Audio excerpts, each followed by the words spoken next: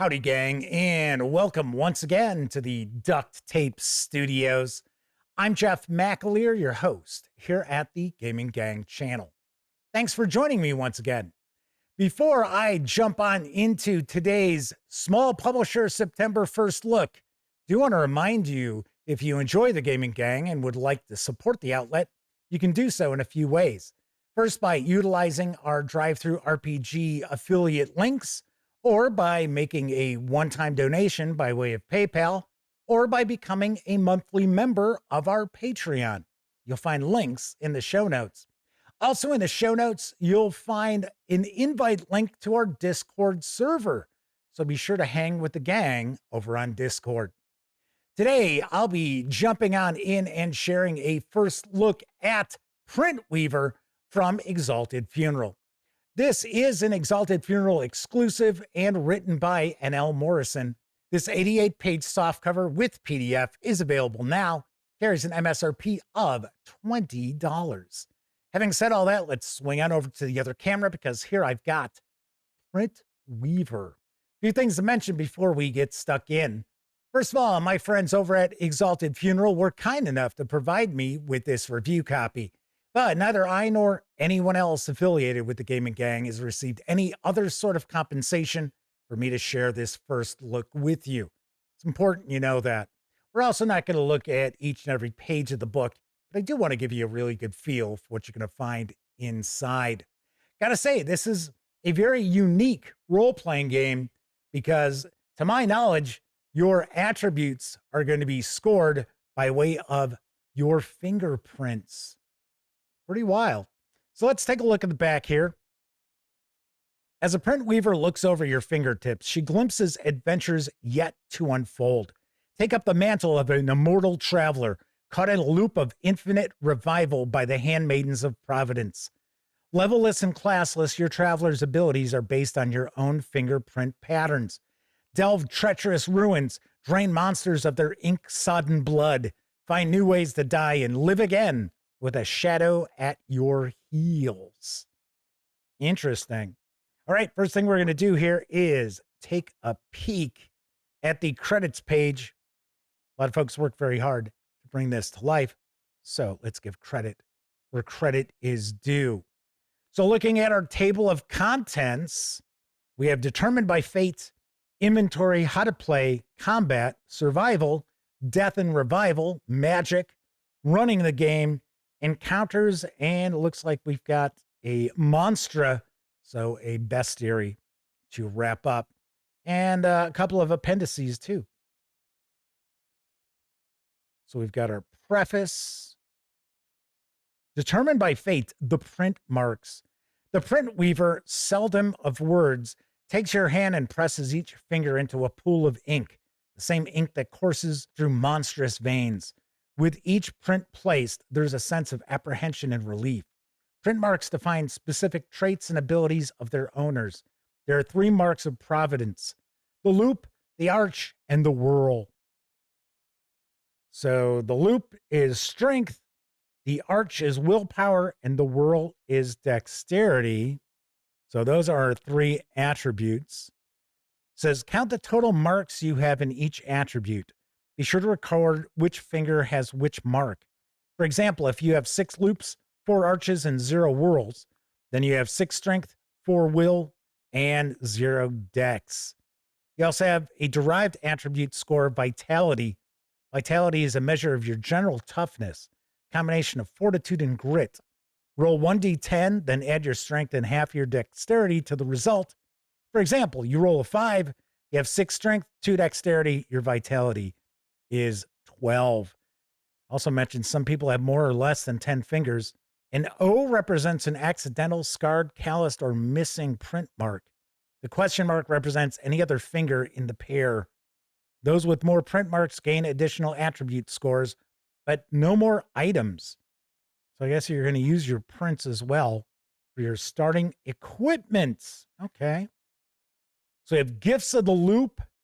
So you have a knight, a cleric, a ranger, gifts of the arch, a druid, mage, warlock, gifts of the whirl, assassin, bard, and thief, and Gifts of the Obscure, Phantom, Fireborn, and Seraph.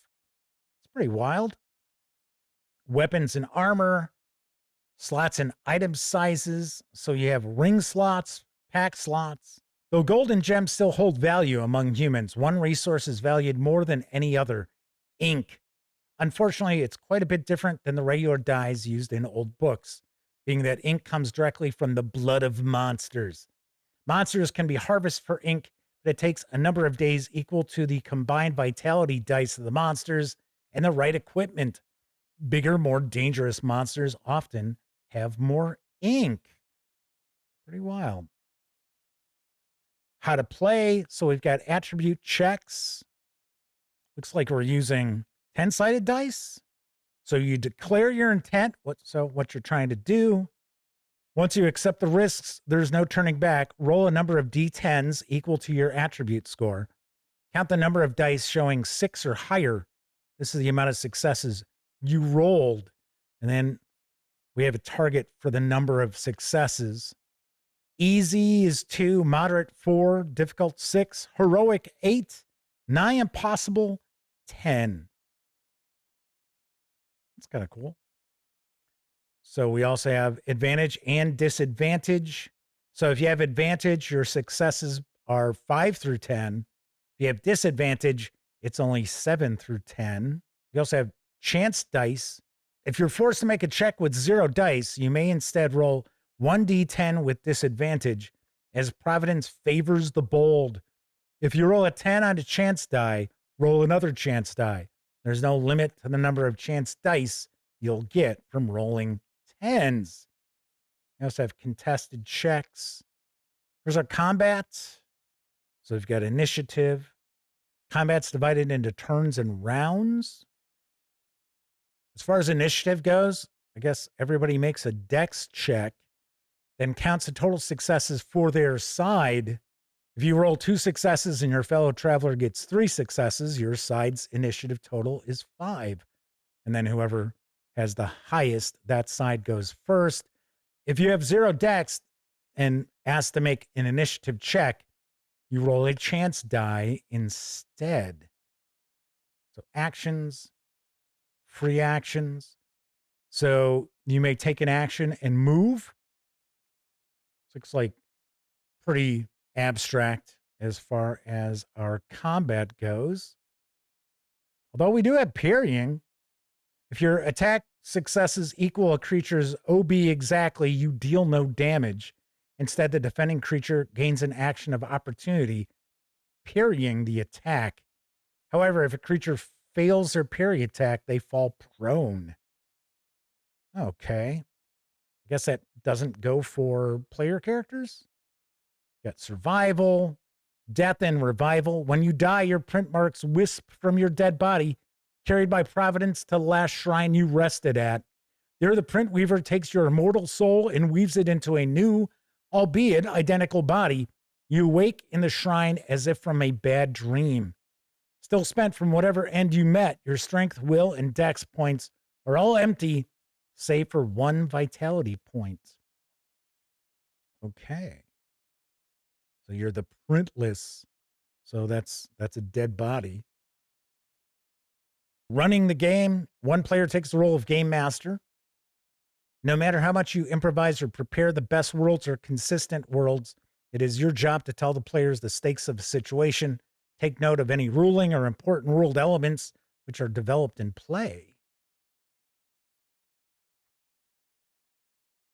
Have safe havens.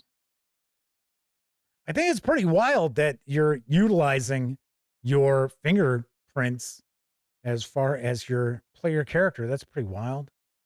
And we're already into our bestiary here.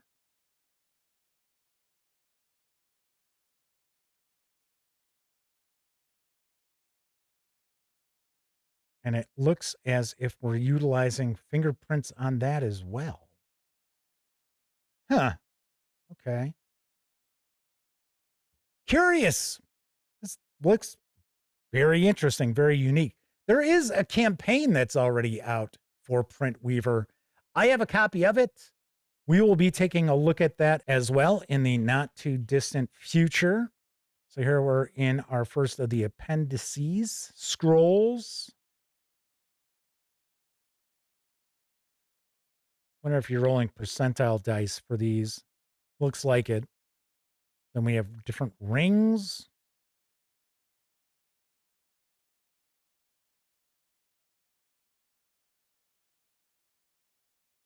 Then we have Claromancy. Some nights, even travelers need to unwind a bit. Claromancy, or more commonly Claro, is played across the world in the few remaining taverns. Claro plays between two or more players, most likely to settle a bet in coin or ink. And it's going to tell us how to play. That's kind of wild. This is pretty cool. Oh, and then this gives us a breakdown of your right hand, left hand. This is where you've got what your archetype is. Pretty cool.